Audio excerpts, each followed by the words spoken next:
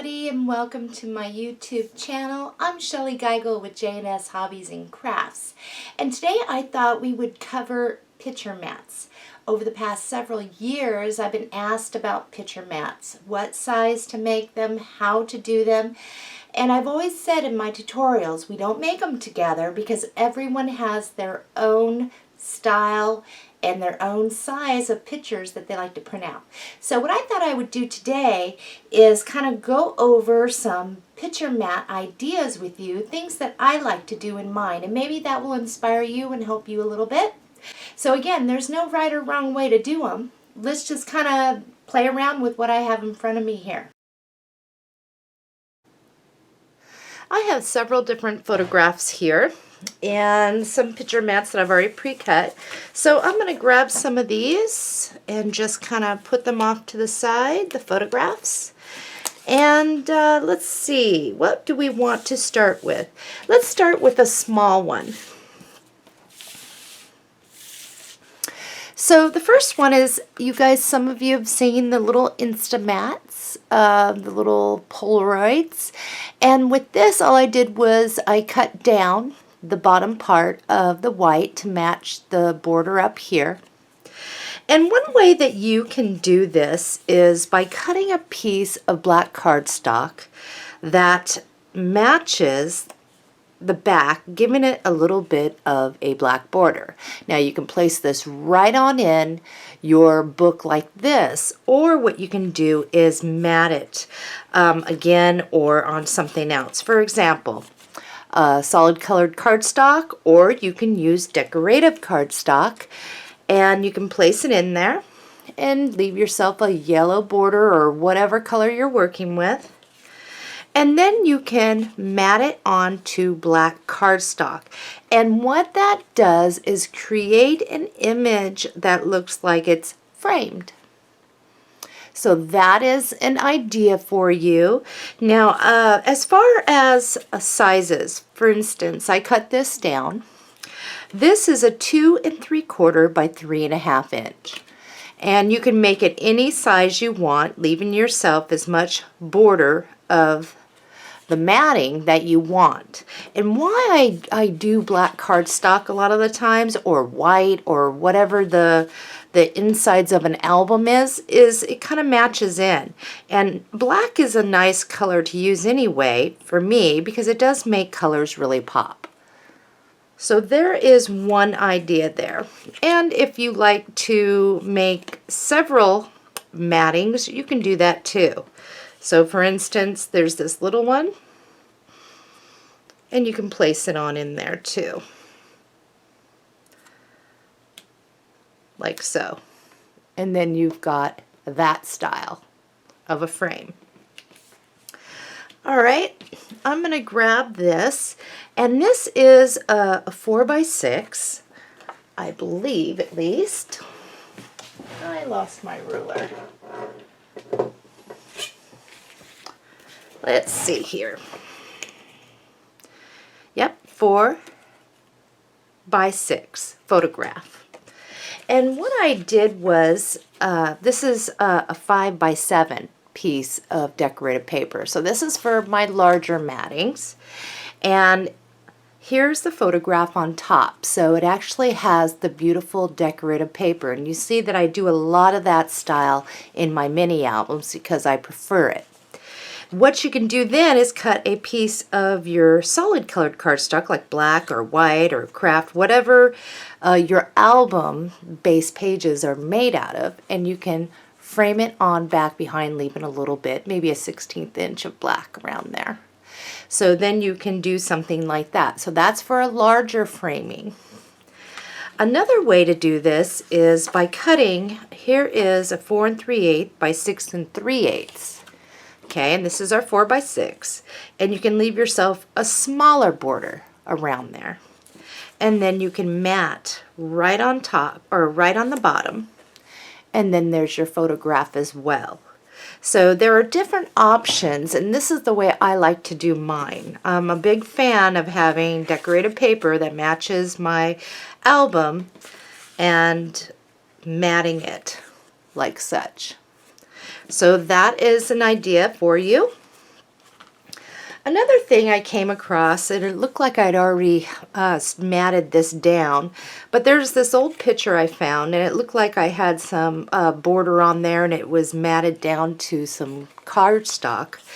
And you can also do something like that, and then mount it onto black cardstock or whatever to really make the colors pop around that photograph, framing it. So here is another way of doing things. And what I have here, the photograph, this one is about a 3 3/4 by about 4 7/8. And this is a very large matting, and this is a 5 5/8 by 6 inch.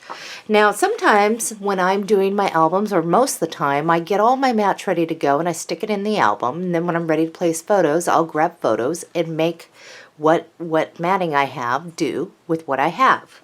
So for instance, this is quite large for this picture. So sometimes what you can do is you can actually lay your photograph down to one side.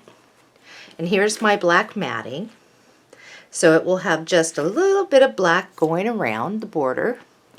And that's where you can get some of your tags. And here's one with the decorated paper.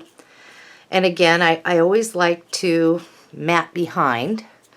And you can do something like this. Maybe stick a bow on there. And so now you have a large matted, your photos there, there's plenty of room, and there's some journaling for it too. So that is an idea.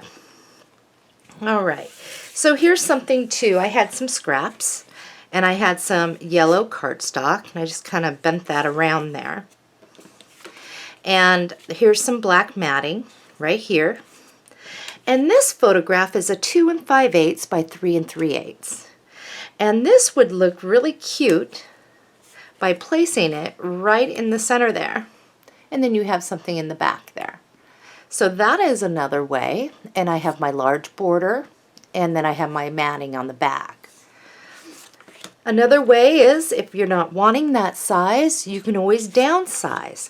So for this, here is a small piece of the decorated paper, and placing it, giving it just a little bit of a border, as you can see, and then mounting it again. And this time my black cardstock on the back is a little wider, and it gives that framed appearance.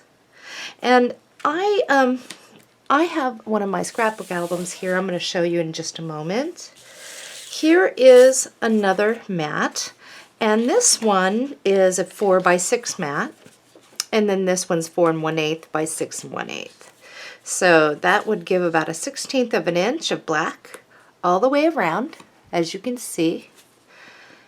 And none of these are glued down or done down. But anyway, here is another photo, and this is a 3 3/4 by 4 7/8. So for this, same thing. You can lay it right in the middle, or you can scoot it over when your mats are a little big, and you can do the little tag off to the side, maybe a bow, maybe a pearl, whatever it is that you would like to do. So these are just things that I've done, and I'll be showing you one of my books here in a moment. And then you can, of course, journal. Another photograph I found, and this one looked like it had gotten something on the back, but this is 2 7/8 by 3 1/2. It's an older one. And here is some yellow cardstock, and it has just enough yellow there, and then my black. And now this is framed. So again, there's no right or wrong way to do this. Now you can also make larger mats. This is a 4 by 4 in the black. So of course the yellow matting's just slightly smaller to give just enough black border, and then sticking in the middle. So that is just some ideas for you. I don't know if that was helpful or not. I did show this album a long time ago. It's one of my favorites. It's me and my kids, and kids growing up, and just things like that. This was my Tranquil Gardens 8 by 8 album. So here's a very large photograph, and again, you can see how I've matted. I had a darker slightly whiter with the black, the decorated paper, and then my photo went over, and then I just took one of the clippings and just said happy birthday. And then it looks like a fussy cut something down there. And that just slides into a pocket. Now another thing that I did in this one is, here's a little tag. It's sitting in the pocket, but I actually glued down a matting to the inside of the pocket so I can still get photos in there, and then my tag. Now sometimes pictures come out really quite odd, sometimes with my phone, and I don't know if it's on a certain setting or whatever, or they're cropped down. I'm a big cropper. I like to crop my photos down sometimes. So this was an oddball size. It's quite large. So I matted, as you can see, around it, bordered it, then this, and then here's my tag, and I just kind of made it so I can slide my tag in and out from the side there. And then that would slide into a pocket as well. And then I did the same thing over here that I did over here. Looks like I have a large pocket back here. This one I don't seem to have anything on. As I find certain photos, I add them to the album. So very large photograph here. And this one is a 4 without the white border that was cut, 4 by 6. And again, it is matted down to my decorative cardstock. So that is some ideas there. Whoops, goes that way. Here's a waterfall. And it looks like what I've done is on like some of these little, where you get some of the cutout cards and stuff. So here are a couple photographs, and I just hand wrote some stuff in there. So, and this is just a tuck here, and this was a leftover die cut where I had actually got the die cut image out of there, and so I used the scrap and put my daughter's picture back behind it. And it looks like down here I have a very small picture of my cat Snaky when he was a baby. He's not so baby now, that's for sure. And then side pocket and smaller photo.